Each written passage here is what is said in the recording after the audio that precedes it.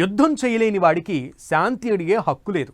నిజమే, యుద్ధ రీతులు ఇలానే మారుతున్నాయి. ఇప్పుడు ఏ ప్రమాదం ఎప్పుడు ఏ మూల నుంచి వస్తుందో, ఎక్కడి నుంచి ఎలాంటి కుట్ర జరుగుతుందో అర్థం కాని పరిస్థితి. మన ఆయుధాలే మన బలాన్ని నిరూపిస్తాయి.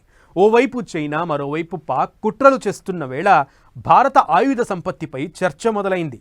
ఇరాన్పై అమెరికా దాడితో బాంబర్ విమానాలు ఎంత కీలకమన్నది ప్రపంచానికి తెలిసొచ్చింది. యుఎస్ దగ్గర B-2, చైనా దగ్గర H-6 ఉన్నాయి. సరే, మరి మన దగ్గర ఉన్న బాంబర్ విమానాలు ఏంటి? ఈ రేస్లో భారత్ స్థానం ఎంత?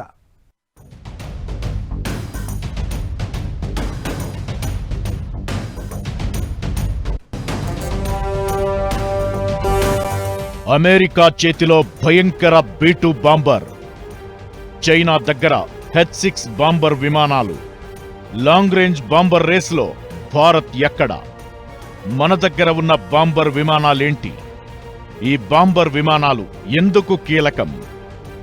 ప్రపంచంలోనే టాప్ బాంబర్ విమానాలేంటి? భారత్ ఇప్పటికైనా అలర్ట్ కావాల్సిందేనా? బాంబర్ విమానాలతో బలమేంటి, సవాళ్లేంటి? విధ్వంసం విరుచుకుపడితే ఎలా ఉంటుందో, వినాశనం గాల్లోకి ఎగిరితే ఏం జరుగుతుందో, అమెరికా B-2 యుద్ధ విమానాలు గాల్లోకి ఎగిరిన క్షణం ప్రపంచం ఎక్స్పీరియన్స్ చేసింది.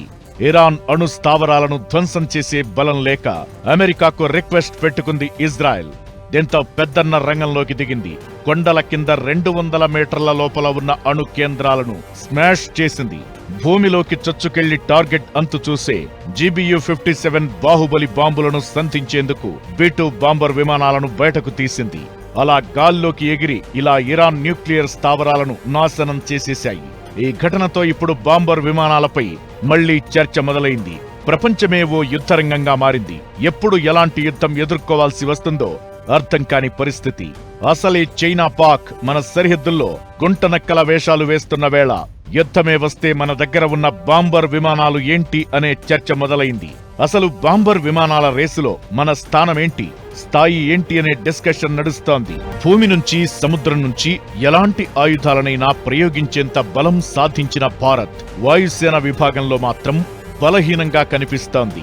యుద్ధ రీతులు మారుతుండడం, పైగా చైనా భారీ బాంబర్ విమానాలను రెడీ చేసుకుంటున్న వేళ సుదూర ప్రాంతాలకు వెళ్లి దాడులు చేయగలిగే సత్తా ఉన్న బాంబర్ విమానాలు లేకపోవడం భారత్కు ఇబ్బందే. వైమానిక దాడుల కోసం పరిమిత రేంజ్, పేలోడ్ ఉన్న యుద్ధ విమానాల మీద భారత్ ఇప్పటికీ ఆధారపడుతోంది. తన చివరి బాంబర్ అయిన ఇంగ్లీష్ ఎలక్ట్రిక్ కాన్బెర్రాను 2007లో భారత్ రిటైర్ చేసింది. అప్పట్నుంచి సుదూర ప్రాంతాలలో దాడుల మిషన్ కోసం యుద్ధ విమానాలనే ఉపయోగిస్తోంది. ఖండాంతర దాడుల కోసం ఇవి ఉపయోగపడే అవకాశం లేదు. ఇకటు చైనా బాంబర్ విమానాలను భారీగా రెడీ చేయడం కొత్త సవాల్గా మారుతోంది. Rafale, Sukhoi, Mirage, Tejas, Jaguar యుద్ధ విమానాలను వైమానిక దాడుల కోసం భారత్ ఉపయోగిస్తోంది. ఇందులో Su-30 MKI రేంజ్ 3000 కిలోమీటర్లు కాగా 8 టన్నుల పేలోడ్ మాత్రమే మోసుకెళుతుంది. పైగా ఇది స్టెల్త్ విమానం కాదు. ఇక రఫేల్ ఫైటర్ జెట్ రేంజ్ 3700 కిలోమీటర్లు కాగా 9.5 టన్నుల పేలోడ్ మోసుకెళుతుంది. అయితే ఈ యుద్ధ విమానాలు ప్రస్తుతం పరిమిత సంఖ్యలో ఉన్నాయి. Mirage 2000H, Tejas MK-1, Jaguar fighter జెట్ల రేంజ్, పేలోడ్లు బాంబర్ విమానాలతో కంపేర్ చేస్తే అసలేమాత్రం పోటీ ఇచ్చే స్థాయిలో ఉండవు. నిజానికి బాంబర్ విమానాల విషయంలో గతంలో చాలా చర్చ జరిగింది. 1971లో సోవియట్ యూనియన్ Tu-22 బాంబర్లను ఆఫర్ చేసింది. IAF రంగుల్లో వాటికి పెయింటింగ్ కూడా జరిగింది. ఆపరేషనల్ సవాళ్ల కారణంగా అది క్యాన్సిల్ అయింది. 2000 సంవత్సరంలో Tu-22M బాంబర్ల కొనుగోలుకు చర్చలు జరిగినా సక్సెస్ కాలేదు. ఇక 2022లో రష్యా నుంచి Tu-160తో పాటు అమెరికా నుంచి B-1B లాన్సర్ బాంబర్ కొనుగోలుకు ఆసక్తి చూపిస్తున్నారనే చర్చగానే మిగిలిపోయింది. బాంబర్ యుద్ధ విమానాలు డిఫెన్స్ సెక్టార్ను సూపర్ స్ట్రాంగ్ గా చేస్తాయనడంలో ఎలాంటి అనుమానం లేదు. డీప్ స్ట్రాటజిక్ టార్గెట్లను రీచ్ కావడంతో పాటు సముద్ర దాడి సామర్థ్యాన్ని మరింత పెంచుతుంది. యుద్ధం మొదలై సంక్షోభ పరిస్థితులు ఎదురైనప్పుడు స్పష్టమైన ఆధిక్యాన్ని చూపించడంలో ఉపయోగపడతాయి. వీటన్నింటికీ మించి చైనా బాంబర్లకు చెక్ పెట్టినట్లవుతుంది. అయితే భారీ ఖర్చు, ఇన్ఫ్రాస్ట్రక్చర్ అవసరాలు సవాల్గా మారే అవకాశాలున్నాయి. ఏమైనా ఇరాన్పై అమెరికా B-2 బాంబర్ను ఉపయోగించిన తరువాత బాంబర్ల అభివృద్ధిపై కొత్త చర్చ మొదలైంది. బాంబర్ విమానాలు వార్ ఫీల్డ్లో పర్ఫెక్ట్ గేమ్ చేంజర్ అనడంలో ఎలాంటి అనుమానం లేదు. అమెరికా దగ్గర ఉన్న B-2 బాంబర్ విమానం ప్రపంచంలోనే మోస్ట్ పవర్ఫుల్. ఎందుకు ఇది అంత స్పెషల్? అసలు ఎలా ఉంటుంది?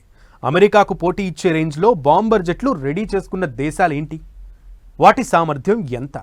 చూసారా B-2 బాంబర్ ఎలా ఉందో? గబ్బిలం లాంటి ఆకారం, ఓ ఇంజనీరింగ్ అద్భుతం.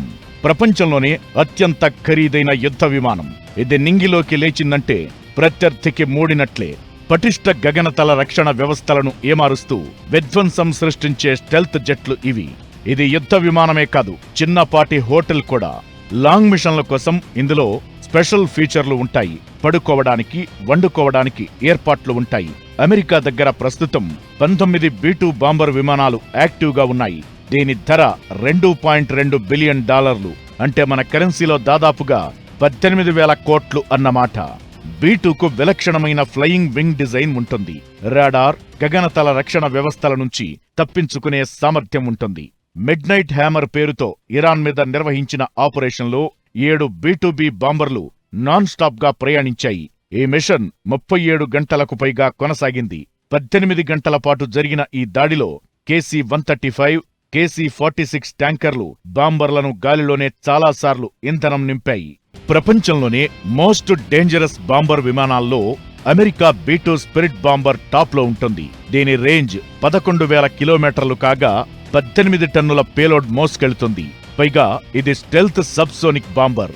ఇక రష్యాకు చెందిన Tu-160 బ్లాక్ జాక్ కూడా మోస్ట్ పవర్ఫుల్. దీని రేంజ్ 12,300 కిలోమీటర్లు కాగా 40 టన్నుల పేలోడ్ సామర్థ్యంతో ఇది సూపర్ సోనిక్ బాంబర్.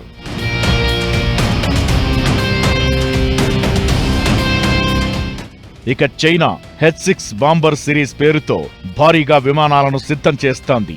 వీటిని సోవియట్ Tu-16 ఆధారంగా రూపొందిస్తున్నారు. లేటెస్ట్ వర్షన్ అయిన H-6K వేరియంట్ 3,500 కిలోమీటర్ల కాంబాట్ రేడియస్ తో పాటు 12 టన్నుల పేలోడ్తో అణు క్రూయిజ్ మిస్సైల్స్ మోసుకెళ్తుంది. 230కి పైగా H-6 వేరియంట్లను చైనా నిర్వహిస్తోంది. భవిష్యత్లో తయారు చేయబోయే H-20 బాంబర్కు stealth, inter continental, deep penetration దాడుల సామర్థ్యం ఉంటుందని అంచనా వేస్తున్నారు. ఓవరాల్ గా ఇరాన్పై అమెరికా దాడుల తరువాత బాంబర్ విమానాల ప్రాముఖ్యతపై మళ్లీ చర్చ మొదలైంది. డిఫెన్స్ ను సూపర్ స్ట్రాంగ్ గా చేస్తున్న భారత్ ఈ దిశగా కూడా అడుగులు వేయాల్సిన అవసరముందనే అభిప్రాయాలు వినిపిస్తున్నాయి. ఇది ఇవాల్టి special focus. Keep watching 10 TV.